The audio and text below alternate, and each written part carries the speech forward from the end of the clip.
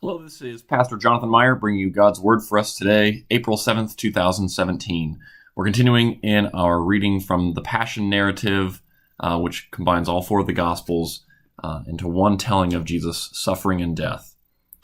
And now we're looking at Jesus, the beginning stages of his mock trial, and then Peter following him a little bit too. Now Simon Peter and another disciple were following Jesus at a distance. The other disciple was known to the high priest and went with Jesus into the high priest's courtyard. But Peter was standing outside the door. So the other disciple, whom the high priest knew, went out and talked to the girl watching the door and brought Peter into the high priest's courtyard. The slaves and the temple guards who were standing around had lit a fire in the middle of the courtyard and had made a heap of burning coals, because it was cold. As they sat together and were warming themselves, Peter was also standing.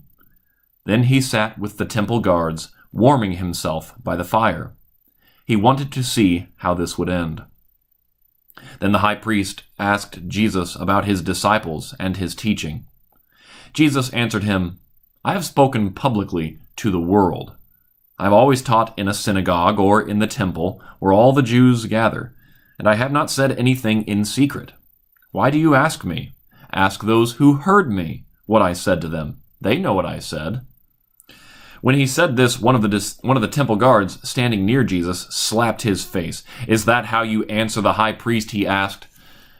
Jesus answered him, "If I said anything wrong, tell us what was wrong. But if I told the truth, why do you hit me?" Annas sent him, still bound, to Caiaphas, the high priest.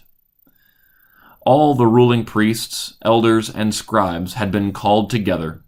The ruling priests and the whole Jewish council tried to get some testimony against Jesus in order to kill him, but they could not find any. Although many came forward and gave false testimony against him, their statements did not agree.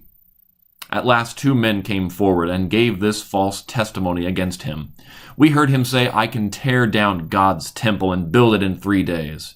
And I will tear down this temple made by human hands and in 3 days build another not made by human hands.'" But even on this point, their statements did not agree.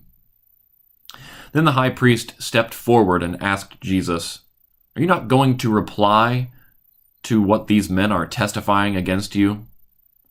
But he was silent and did not answer. Again the high priest asked him, "Swear by the living God and tell us, are you the Christ, the Son of God, the Son of the Blessed One?" "I am," Jesus said. "But I tell you, from now on you will see the Son of Man sitting at the right hand of power and coming on the clouds of heaven." Then the high priest tore his robes and said, "He has blasphemed. Why do we need any more witnesses? You just heard the blasphemy. What is your verdict?" Then they all condemned him. "He is guilty and deserves to die," they answered.